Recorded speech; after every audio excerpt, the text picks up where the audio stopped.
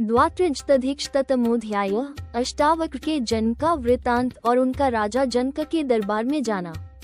लोमश जी कहते हैं, युधिष्ठिर, उद्दालक के पुत्र श्वेतकेतु हो गए हैं, जो इस भूतलप मंत्र शास्त्र में अत्यंत निपुण कहे जाते थे। देखो, ये पवित्र आश्रम उन्हीं का है, जो सदा फल देने वाले वृक्षों से हरा भरा दिखाई देता है।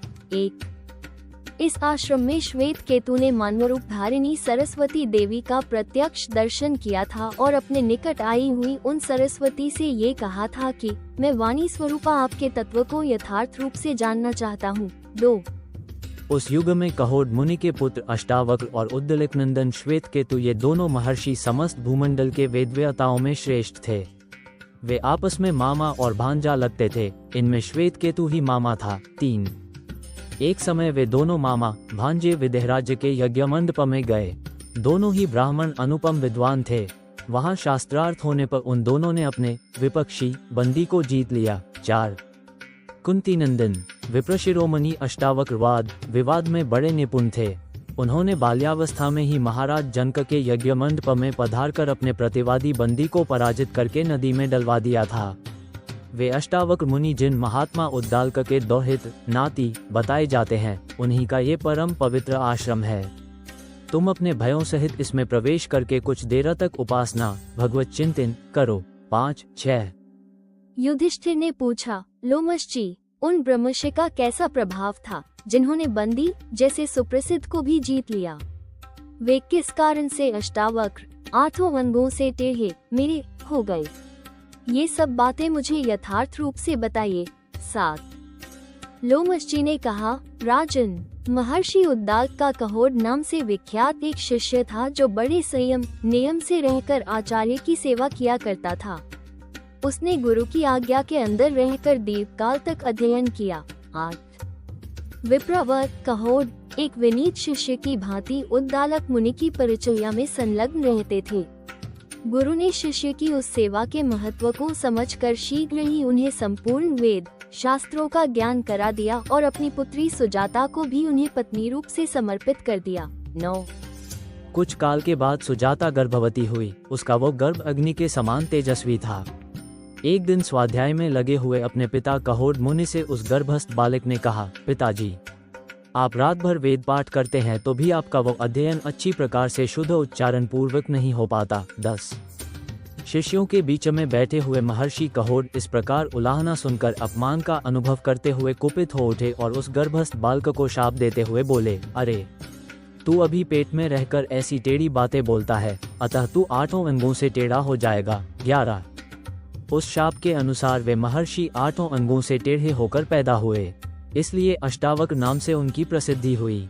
श्वेतकेतु उनके मामा थे, परंतु अवस्था में उन्हीं के बराबर थे। 12 जब पेट में गर्भ बढ़ रहा था, उस समय सुजाता ने उससे पीड़ित होकर एकांत में अपने निर्धन पति से धन की इच्छा रखकर कहा, 13 महर्षि, यह मेरे गर्भ का 10वां महीना चल रहा है। मैं धनहीन नारी खर्च की कैसे व्यवस्था करूंगी? आपके पास थोड़ा सा भी धन नहीं है जिससे मैं प्रसव काल के इस संकट से पार हो सकूं। 14 पत्नी के ऐसा कहने पर कहोड मुनि धन के लिए राजा जनक के दरबार में गए। उस समय शास्त्रार्थी पंडित बंदी ने उन ब्रह्मर्षि को विवाद में हराकर जल में डुबो दिया। 15 जब उद्दालक को ये समाचार मिला कि कहोड मुनि शास्त्रार्थ में पराजित होने पर सूत बंदी के द्वारा जल में डुबो दिए गए, तब उन्होंने सुजाता से सब कुछ बता दिया और कहा, बेटी, अपने बच्चे से इस वृत्तांत को सदा ही गुप्त रखना। 16 सुजाता ने भी अपने पुत्र से उस गोपनीय समाचार को गुप्त ही रखा। इसी से जन्म लेने के बाद भी उस ब्राह्मण बालक को इसके विषय में कुछ भी पता न लगा। अष्टावक्र अपने नाना उद्दालक को ही पिता के समान मानते थे और श्वेतकेतु को अपने भाई के समान समझते थे। 17 तदनंतर एक दिन जब अष्टावक्र की आयु 12 वर्ष की थी और वे पितृतुल्य उद्दालक मुनि की गोद में बैठे हुए थे, उसी समय श्वेतकेतु वहां आए और रोते हुए अष्टावक्र का हाथ पकड़कर उन्हें दूर खींच ले गए। इस प्रकार अष्टावक्र को दूर हटाकर श्वेतकेतु ने कहा, ये तेरे बाप की गोदी नहीं है। 18 श्वेतकेतु की उस कटुक्ति ने उस समय अष्टावक्र के हृदय में गहरी चोट पहुंचाई। इससे उन्हें बड़ा दुख हुआ। उन्होंने घर में माता के पास जाकर पूछा, माँ, मेरे पिताजी कहाँ हैं? 19। बालक के इस प्रश्न से सुजाता के मन में बड़ी व्यथा हुई। उसने शाप के भय से घबराकर सब बात बता दी। ये सब रहस्य जानकर उन्होंने रात में श्वेत केतु से इस प्रकार कहा, हम दोनों राजा जनक के यज्ञ में चले। सुना जाता है उस यज्ञ में बड़े आश्चर्य की बातें देखने में आती हैं। हम दोनों वहाँ विद्वान ब्राह्मणों का शास्त्रार्थ सुनेंगे और वहीं उत्तम पदार्थ भोजन करेंगे। 20-21। वहाँ जाने से हम लोगों की प्रवचन शक्ति एवं जानकारी बढ़ेगी और हमें सुमधुर स्वर में वेद मंत्रों का कल्याणकारी घोष सुनने का अवसर मिलेगा। 22। ऐसा निश्चय करके वे दोनों मामा भांजे राजा जनक के समृद्धिशाली यज्ञ में गए।